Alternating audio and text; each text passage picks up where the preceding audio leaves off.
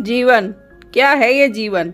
हम जन्म लेते हैं, बड़े होते हैं, हमारे माँ बाप हमें पालते हैं, फिर उनके धन से हमारा बालपन बीतता है, फिर हम बड़े होते हैं, हम विवाह कर लेते हैं, हमारी संतानें होती हैं, हम उनको पालते हैं, फिर हम वृद्ध हो जाते हैं और एक दिन इस संसार से चले जाते हैं। क्या यही जीवन है? आता होगा ये प्रश्न मन में कई बार, है ना? अब तनिक जल की यात्रा देखिए। सागर से भाप बनकर उठता है, मेघ बनकर बरसता है, फिर नदी बनकर पुनः सागर में समावेश करता है, किंतु कभी ये प्रश्न नहीं करता कि उसका जीवन क्या है, उसका उद्देश्य क्या है। हर भाव जीता है और दूसरों के लिए जितना बन सके देता जाता है।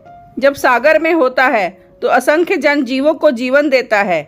जब सागर से भाप बनकर मेघ बनता है तो किसानों को आशा देता है कि फसल पुनः उपजे।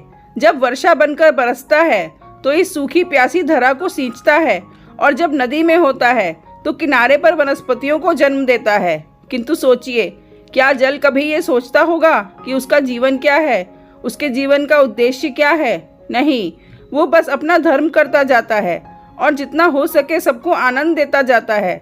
इसलिए जीवन में कभी ये प्रश्न मत कीजिएगा कि ये जीवन क्या है, इस जीवन का उद्देश्य क्या है।